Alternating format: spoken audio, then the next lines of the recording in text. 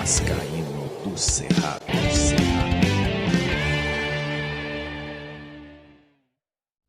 Fala galera vascaína, eu sou o Thiago Fontes, falo de Brasília, Distrito Federal, trazendo mais um vídeo para o canal, contando sempre com aquela sua ajuda camarada, que é o like, é o joinha, deixa aí que é de graça e se inscreve no canal pra gente chegar aí em 80 mil inscritos no canal. Pô, pelo menos esse ano bater 80, tá show de bola. E agradecer a galera que seguiu lá o @Vascaíno do Cerrado no Instagram.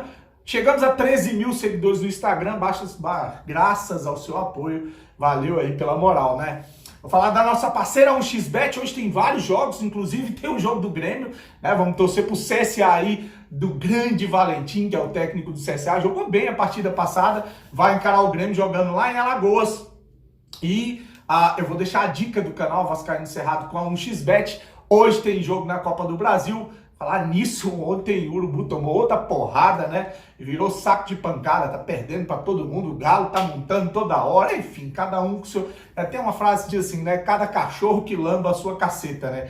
Cada um com os seus problemas, né? Então hoje tem São Paulo e Palmeiras, é outro que anda tomando muita porrada do Palmeiras, e por isso o mercado está precificando o Palmeiras como favorito. Na 1xBet está pagando 3,9 na vitória do São Paulo, 3,4 no empate, 2,43 na vitória do Palmeiras. Quer uma dica para essa partida?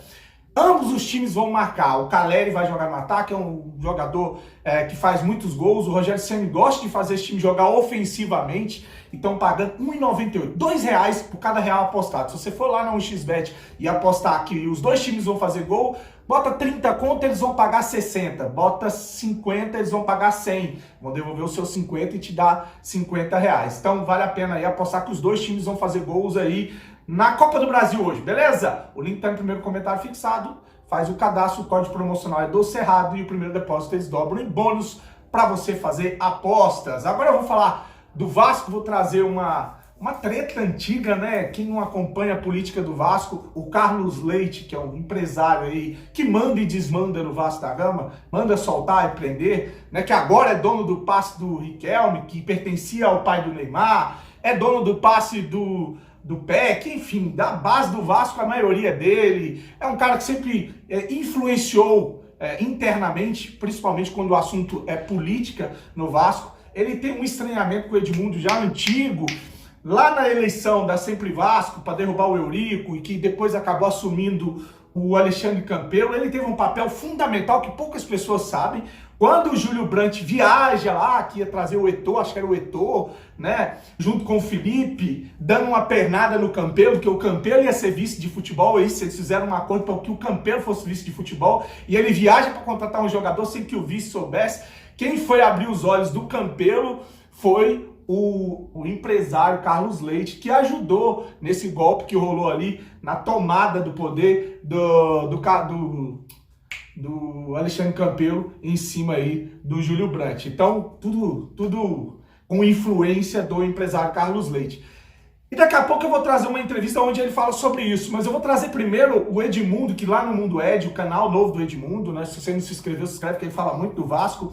Ele vai falar da SAF, ele fala que é o caminho, que tem visto com bons olhos o que está acontecendo no Botafogo, e ele diz que quando essa grana estiver chegando no Vasco, o vascaíno vai comprar essa briga, vai encher aeroporto, vai encher estádio, vai comprar material, vai ajudar aí a fazer o Vasco voltar aos dias de glória. E ele fala que a gente tem que trazer reforços pontuais, né? Não adianta também, porque tem dinheiro, fazer besteira. Diz que você precisa de um zagueiro experiente, vai lá e contrata um zagueiro experiente. No futebol brasileiro não tem lateral, você vai lá e contrata um lateral. Eu vou deixar essa fala do Edmundo, porque ele dá uma alfinetada no Carlos Leite, né? Ele fala que a receita não dá para se repetir a receita, que é os jogadores da base sendo vendidos a preço de banana, e enquanto que um empresário fica milionário, o clube fica pobre. Vou deixar o Edmundo falando aí, ou jogando uma indireta para o Carlos Leite. O Vasco já viveu momentos melhores, década de 80, 90, 2000, e o torcedor agora está na expectativa de que com a entrada dessa SAF o Vasco possa ser gigante novamente. Mas tem que ser com os pés no chão. Ontem, você vai falar do Henrique, que fez 2 gols ontem no Vasco, né? Eu assisti a final do Sub-17. Torceu pra quem, Edmundo? Torceu pra quem?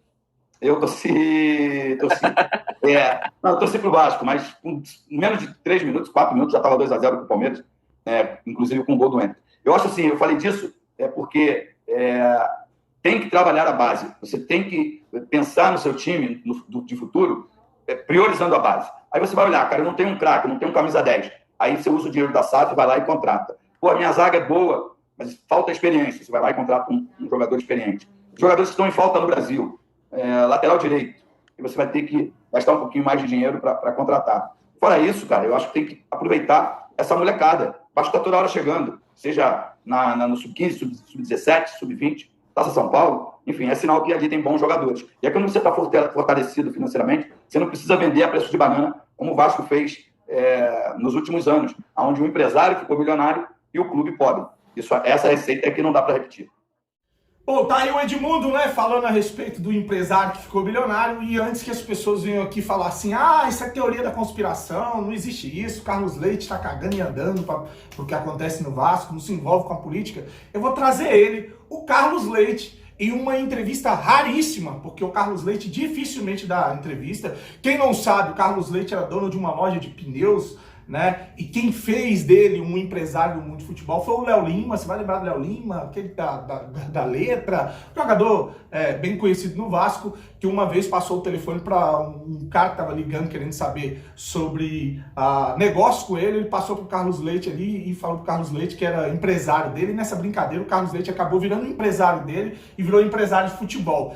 E aí o cara ficou milionário, né? Dono de loja de pneus, largou aí para tocar o mundo. Ele é dono de passe de vários jogadores no Brasil e fora, mas começou assim com o Léo Lima. E numa entrevista rara lá no A Voz do Vascaíno, se você não conhece, escreve lá na Voz do Vascaíno, meu amigo José Pedro, grande amigo Pedrão. E o Michel Smarrita é um cara que eu tenho uma admiração e um respeito do caramba também. Então eles têm live sempre no domingo, debate, pautora, e lá eles levam oposição, situação, discute, sempre rola uma discussão áspera, porque eles levam sempre os dois lados da moeda e o pautora lá, A Voz do Vascaíno. Ele foi lá nessa entrevista rara, que ele dá poucas entrevistas, e ele fala sobre a eleição, que não foi inteligente do Júlio Brandt ou da Sempre Vasco não ter procurado ele, sabendo que ele era dono de quase todo o time do Vasco e ajudava financeiramente o clube. Como ele sabia que o Edmundo queria dar um pé na bunda dele, não foi inteligente a Sempre Vasco procurar ele. E aí, acho que foi um dos motivos pelo qual o Júlio Brandt não assumiu a cadeira de presidente. Olha que o Levenciano também sentou porrada várias vezes nele e a gente viu o resultado das eleições. Ele tem uma força muito grande nos bastidores no Vasco e olha quem fala, é ele mesmo. Eu não acho que eu deva ter essa importância de um candidato ter que conversar comigo, tá? Eu não posso ter essa prepotência.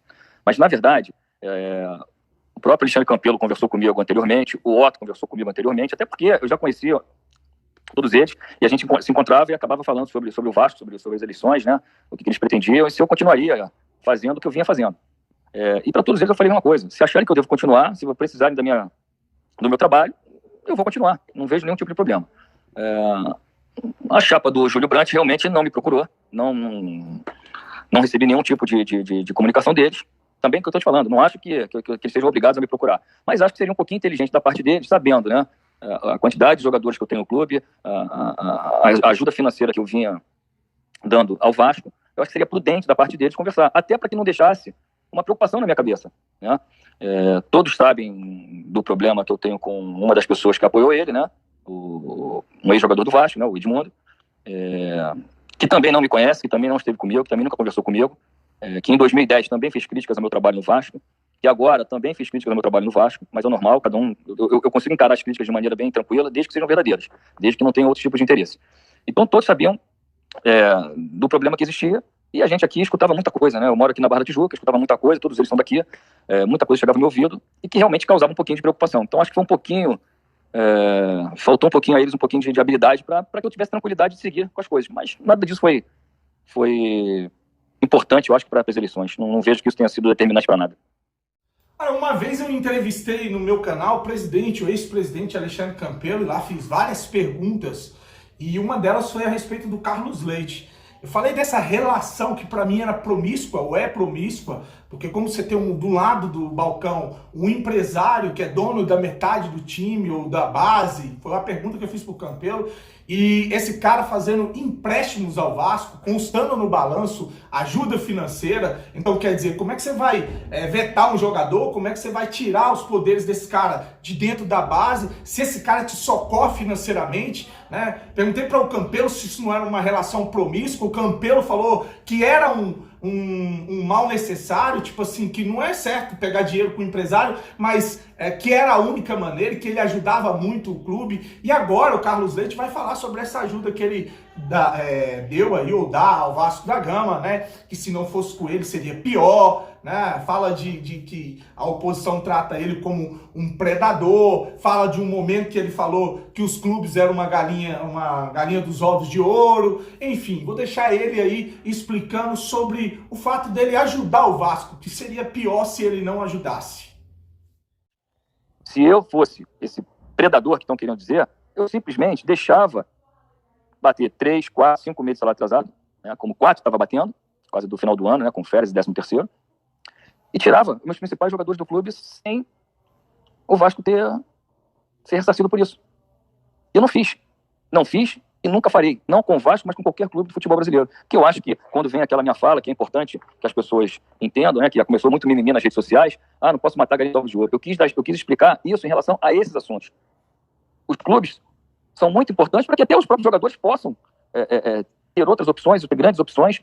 Daqui a pouco, cara, acaba com os clubes. Se você tira um valor considerável do clube, que é a venda de atletas, como é que o clube sobrevive?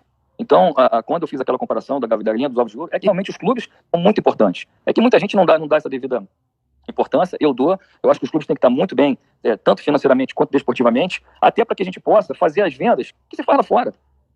O agente de futebol, ele recebe comissão sobre a venda do atleta. Então, cara, se eu puder vender um atleta por 30, 40 ou 50 milhões, é muito melhor do que eu vender um atleta por 3, 4, 5. Mas isso, infelizmente, o nosso futebol, eu acho que ele vem melhorando, mas infelizmente ainda não está nesse patamar. Então, é importante que se diga isso, é importante entender o porquê de eu estar ajudando o clube nesse momento de dificuldade. Foram 2 meses de salário pagos. Agora, se eu não tivesse ajudado financeiramente o clube nesse momento, talvez esses 2 salários estariam atrasados. Se juntando a um que ainda está, já são 3. Como é que faz? Deixa sair o jogador na justiça? É um direito, está na lei. Até acredito que deveríamos se mudar essa lei. Lá fora, na Europa, mesmo que o clube esteja com problemas de atraso, você tem que comunicar à federação local ou à UEFA do atraso que está tendo no clube, e eles dão lá 10 dias, 48 horas, 72 horas, para que faça o pagamento dos valores em aberto, para que só depois disso dê a liberação do jogador. E acho que aqui também deveria ser assim.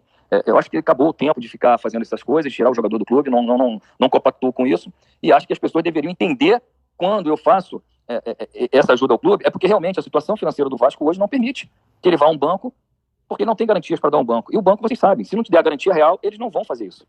Então, acho que depende muito de como você queira enxergar a relação minha com o Vasco. Se quiser entender, como faz a oposição quando está no clube, que é uma relação de predador promíscua, entendo assim.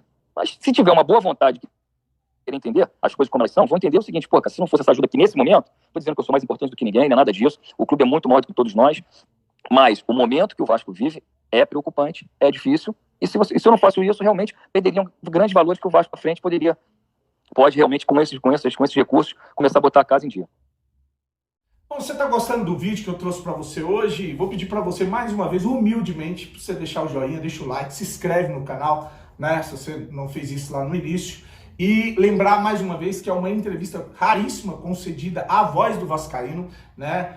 Vou deixar o link na descrição. Se você ainda não se inscreveu no canal, vai lá, dá uma moral pro Pedrão e se inscreve no canal A Voz do Vascaíno. E para finalizar, já me despedindo de vocês, eu vou trazer aqui uma pergunta que fizeram pro Carlos Leite. Ele é sócio do Vasco desde 85, é vascaíno, e foi perguntado se ele tem pretensões aí de ser presidente do Vasco. Aí ele responde, fala: hoje não, mas quem sabe um dia, né? Ele fala que tem o direito de ser presidente porque ele é sócio há muitos anos, o pai dele era vascaíno. Enfim, vou deixar aí para finalizar o Carlos Leite falando sobre ser presidente do Vasco, agradecer a sua audiência, paciência, grande abraço, um dia abençoado, bom trabalho para você, fique com Deus e saudações vascaínas. Primeiro, não tem nenhum engano, eu sou vascaíno, não tenho nenhum problema em dizer isso, e pelo contrário, tenho orgulho de falar isso, que é o clube que meu pai também torce e que me ensinou. Quanto a ser presidente, a gente nunca pode falar que não. Não sei.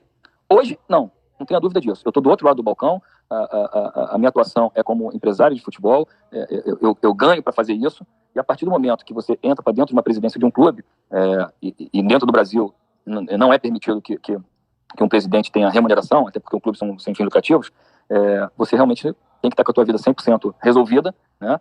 Cada um no seu tamanho, e para desenvolver um bom trabalho. Então, nesse momento, eu ainda tenho 47 anos de idade, sou novo, tenho 3 filhos, e ainda não posso parar para fazer isso. Mas quem sabe um dia, né? A gente nunca sabe. Hoje não passa pela minha cabeça, mas não posso dizer dessa água não beberei, porque a gente muda, né? As coisas vão passando, o tempo vai passando e a gente pode mudar.